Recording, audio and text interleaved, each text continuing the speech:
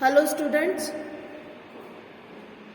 हम class 11th विषय इतिहास का अध्याय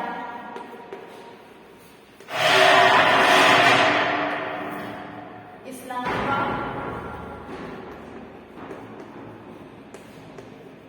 उदय एवं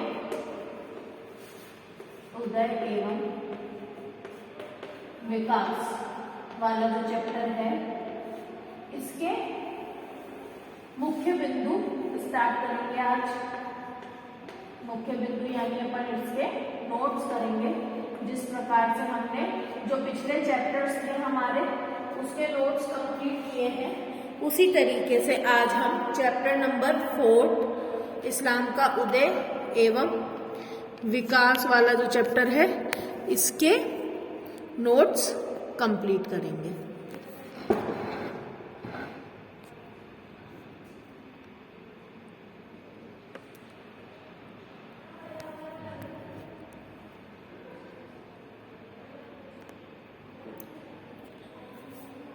तो इस चैप्टर के संबंध में जो चीज हमें करनी है, जो पहला पॉइंट करना है,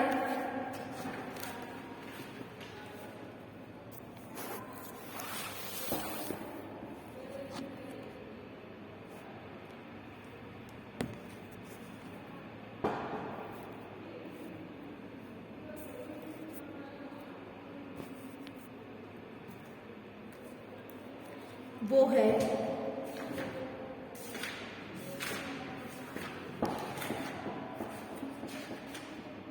अरब में इस्लाम का उदय।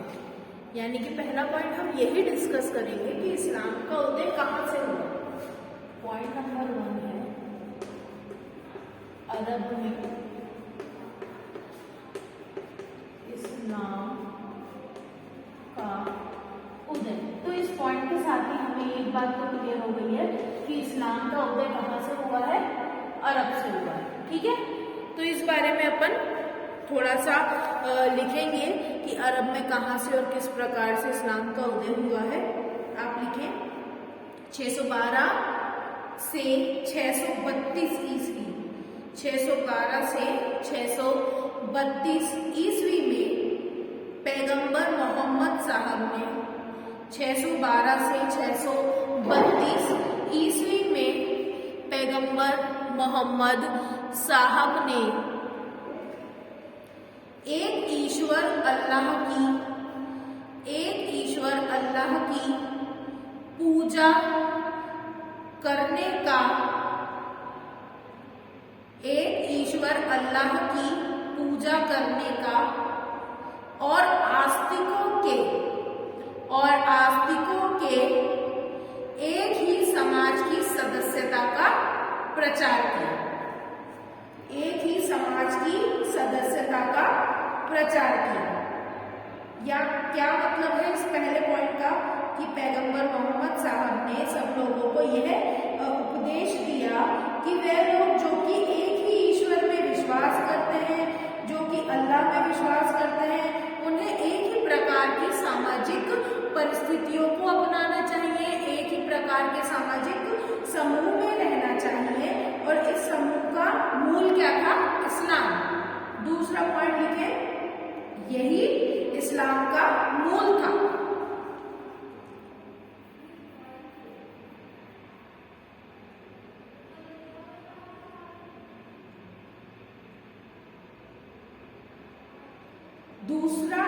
तीसरा पॉइंट इसी में आप लिखेंगे अरबी लोग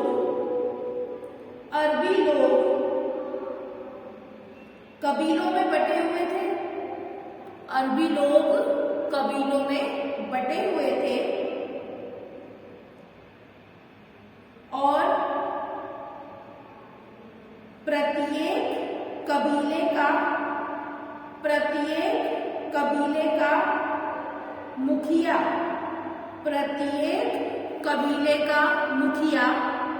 एक शेख तथा अलग अलग देवी देवता तथा अलग अलग होते थे, अलग अलग देवी देवता होते थे। पहला पॉइंट यहाँ कंप्लीट हुआ है कि अरब में इस्लाम का उदय किस प्रकार से हुआ और उनके क्या क्या नियम थे, किस प्रकार से अरब के समुदाय चलते थे। अगला पॉइंट हम लिखेंगे मक्का के बारे में। हमने जब चैप्टर पढ़ा था तब भी मक्का और मदीना के बारे में डिस्कस किया था। ये दोनों ही इस्लाम धर्म के मुख्य केंद्र रहे हैं, तो इसके बारे में अपन लिखेंगे कि मक्का की क्या भूमिका थी। पहला पॉइंट लिखो, पैगंबर मोहम्मद साहिब का कबीला कुरैश। पैगंबर मोहम्मद साहिब का कबीला कुरैश मक्का में रहता था। पैगंबर मोहम्मद साहब का कबीला कुरैश मक्का में रहता था।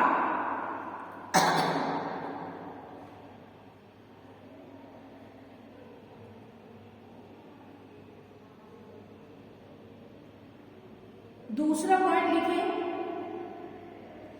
इस स्थल का ढांचा, इस स्थल का ढांचा घनाकार था। इस स्थल का ढांचा घनाकार था, उसे काबा कहा जाता था। उसे काबा कहा जाता था। इसी का तीसरा पॉइंट लिखेंगे आप, काबा में बुत रखे जाते थे। काबा में बुत रखे जाते थे तथा यह एक पवित्र स्थान माना जाता था। तथा यह एक पवित्र स्थान माना जाता था।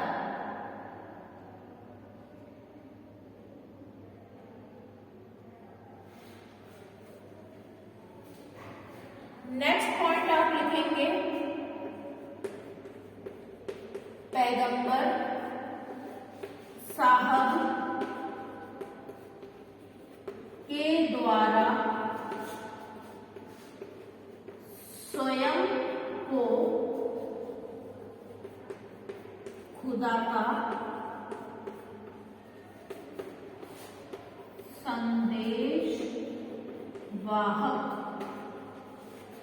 मानना या घोषित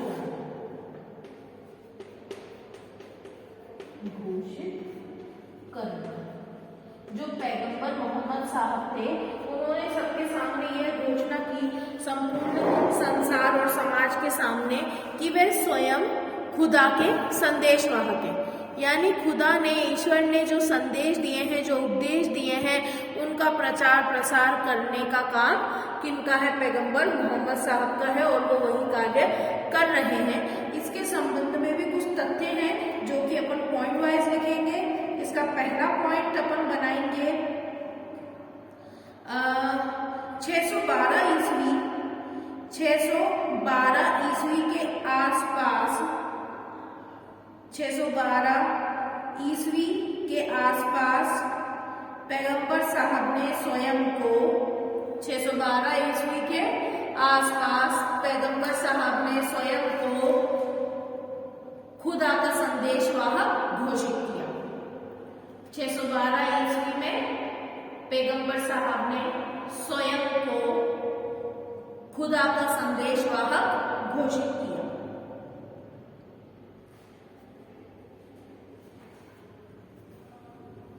पॉइंट नंबर 2, उन्होंने अल्लाह की इबादत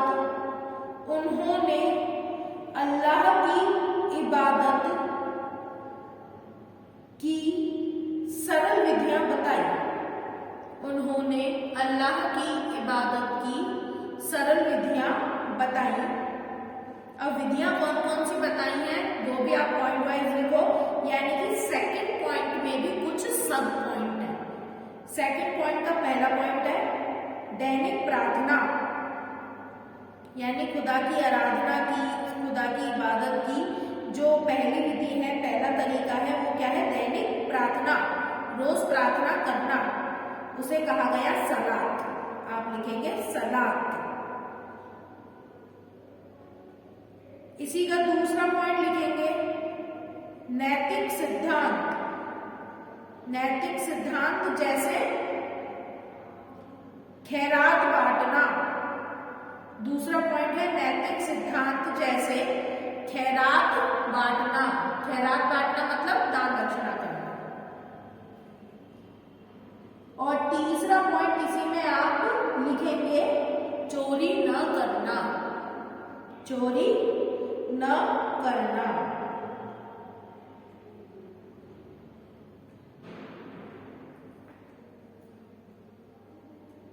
ये सेकंड पॉइंट के 3 पॉइंट थे जो कंप्लीट हो गए। इस 3 पॉइंट में बताया था कि किस तरीके से खुदा की इबादत की जा सकती है, जो कि पैगंबर साहब ने बताई है, उनके बारे में हमने लिख लिया।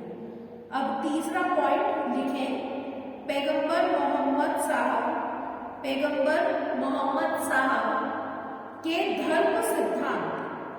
पैगंबर मोहम्मद साहब के धर्म सिद्धांत को स्वीकार करने वाले, पैगंबर मोहम्मद साहब के धर्म सिद्धांत को स्वीकार करने वाले लोग मुसलमान कहलाए। पैगंबर मोहम्मद साहब के धर्म सिद्धांत को स्वीकार करने वाले लोग मुसलमान कहलाए।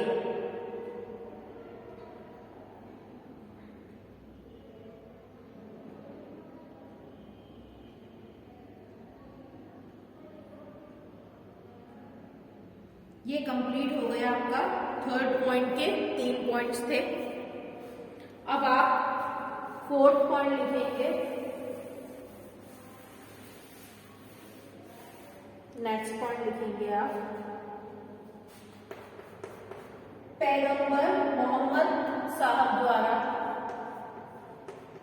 पैगंबर मोहम्मद साहब द्वारा मदीना की ओर कूच करना, यानी मदीना की ओर चले जाना। ठीक है। पैगंबर मोहम्मद साहब का जो कबीला था वो कुरैश था और वो मक्का में ही स्थापित था। वहीं से ही उन्होंने इस्लाम धर्म की शुरुआत की, परंतु कुछ ऐसी चीजें हुई उनके जीवन काल के दौरान जिसकी वजह से उन्हें मक्का छोड़ करके मदीना की ओर जाना पड़ा। तो उसी के बारे में देखेंगे कि मदीना की ओर उन्होंने कूच किस प्रकार से की और क्या क्या घटना थी।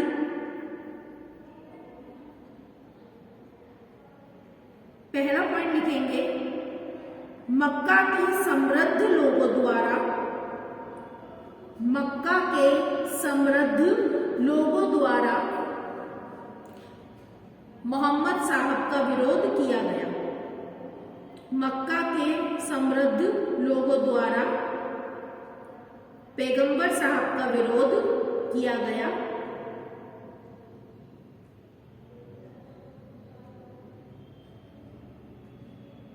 पॉइंट नंबर 2, 622 ईस्वी में इस विरोध के कारण, 622 ईस्वी में इस विरोध के कारण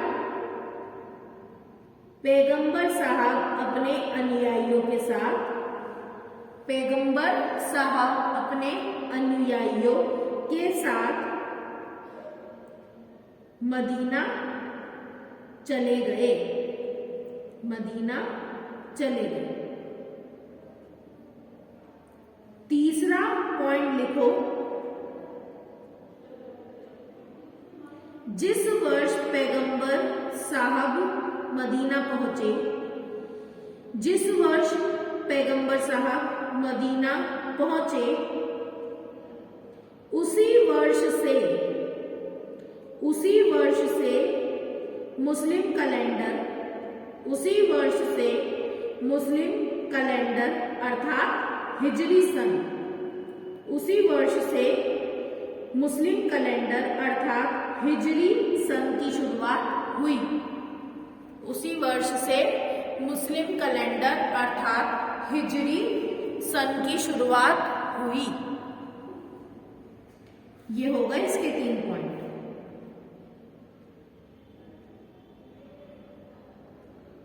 अगला कीजिए, मक्का पर विजय। मक्का पर विजय, ये पॉइंट हो गया। ये वाला पॉइंट करना है मक्का पर विजय।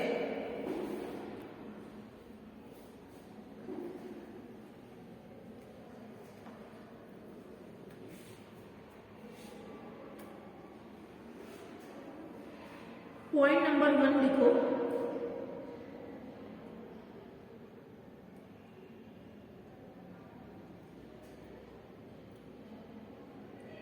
पैगंबर मोहम्मद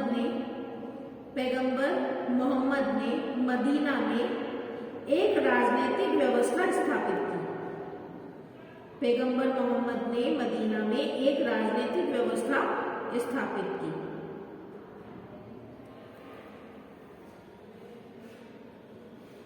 ये पॉइंट नंबर 1 था।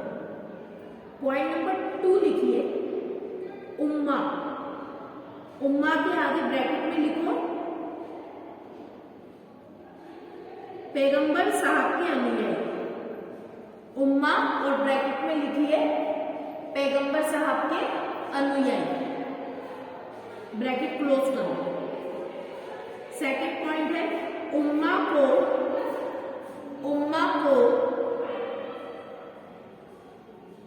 एक बड़े समुदाय के रूप में बदला। उम्मा को एक बड़े समुदाय के रूप में बदला तथा मोहम्मद साहब ने मक्का पर विजय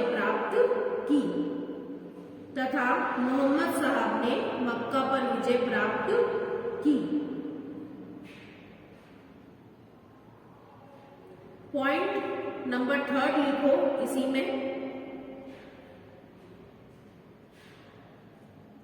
मक्का वासियों ने इस्लाम धर्म स्वीकार कर लिया। मक्का वासियों ने इस्लाम धर्म स्वीकार कर लिया।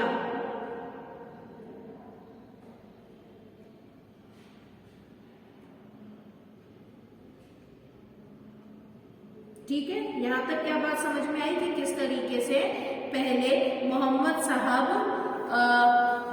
मक्का से मदीना की ओर चले गए क्योंकि उनका विरोध हुआ था। मदीना में रहते हुए उन्होंने अपनी शक्तियों को संगठित किया, वहां पर राजनीतिक व्यवस्था स्थापित की। पहले तो मदीना को पूरा कंट्रोल में किया राजनीतिक आधार पर, और मदीना के लोग अधिकतर इस्लाम धर्म को स्वीकार कर चुके थे। और अब उन्होंने वापस से अपना ध्यान मक्का की ओर किया और मक्का पर जाकर के उन्होंने अपनी राजनीतिक व्यवस्था स्थापित कर ली, और अब मक्का के लोग भी इस्लाम धर्म को स्वीकार कर चुके थे।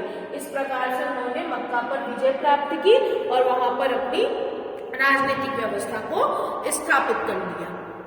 यहाँ तक अपन ने जो किया है वो इस्लाम की शुरुआती बातों के बारे में पढ़ लिया है, किस तरीके से अरब में इस्लाम का उदय हुआ, किस तरीके से मक्का की क्या भूमिका थी।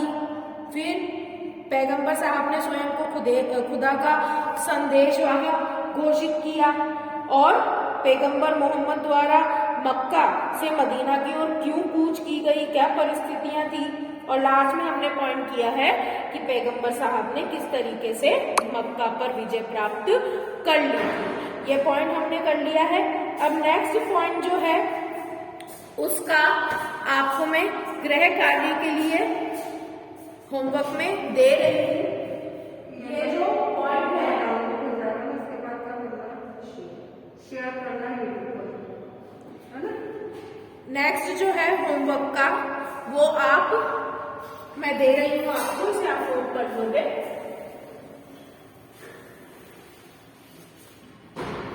होमवर्क का ये आपका बिंदु रहेगा और ये प्रश्न जो है, ये जो बिंदु है वो है खलीफाओं का शासन विस्तार। खलीफाओं का शासन विस्तार गृह युद्ध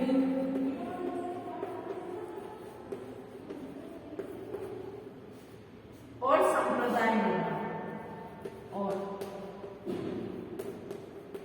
संप्रदाय निर्माण ये जो पॉइंट है इसके बारे में आप मुख्य बिंदु लिख करके रखेंगे। यही आपके होमवर्क का पॉइंट है। पॉइंट क्या है? खलीफाओं के द्वारा किस प्रकार से शासन का विस्तार किया गया। दूसरी चीज बतानी है कि खलीफाओं में किस प्रकार से गृह युद्ध हुआ। तीसरी चीज बतानी है कि खलीफाओं ने किस तरीके से अपने संप्रदाय का निर्माण किया, किस तरीके से उन्होंने अपनी राजनीतिक सत्ता को विस्तृत किया। एक पॉइंट ये, और दूसरा होमवर्क का पॉइंट है उमय्यद वंश की स्थापना। उमय्यद वंश की स्थापना और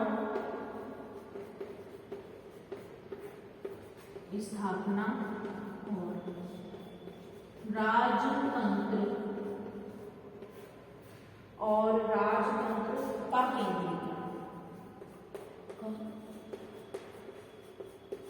केंद्रीकरण। इस पॉइंट में आप क्या बताओगे कि उमय्यद वंश की स्थापना कैसे हुई, उन्होंने किस तरीके से राजतंत्र का केंद्रीकरण किया, यानी कि अपनी शक्तियों को विस्तृत किया, विभिन्न क्षेत्रों पर अधिकार किया और उन सभी क्षेत्रों में एक ही तरीके की राजनीतिक व्यवस्था अप्लाई की। वो किस प्रकार से हुआ, इन सब चीजों को आप पॉइंट वाइज डिस्क्राइब करोगे। यही आपके 2 पॉइंट जो है वो होमवर्क के क्वेश्चन है।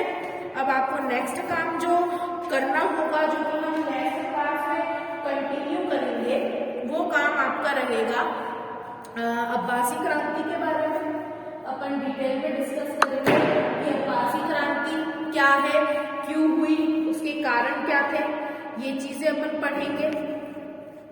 ठीक है, इस तरीके से अपन देखेंगे कि अब्बासी क्रांति के क्या कारण थे। उसके आगे जो इस चैप्टर से रिलेटेड मुख्य बिंदु हैं उनको भी अपन कंटिन्यू करेंगे और कंप्लीट करेंगे, ताकि हमारा जो ये चैप्टर है एक बार वापस से रिवाइज हो पाए और सारा हमें वापस से एक बार लर्न हो जाए। इससे रिलेटेड जो इम्पोर्टेंट क्वेश्चन रहेंगे वो भी सारे मैं आपको चैप्टर के जो मुख्य बिंदु हैं वो कंप्लीट होने के बाद में नोट करवाऊंगी। तो आप लोगों को करना क्या है, बेसिकली अपना काम कंप्लीट करते चलना है समय से समय, ताकि आपका जो होमवर्क है वो भी कंप्लीट होता रहे और आपकी लर्निंग भी कंप्लीट होती रहे। ठीक है, अब आगे का टॉपिक अपन नेक्स्ट वीडियो में कंटिन्यू करेंगे।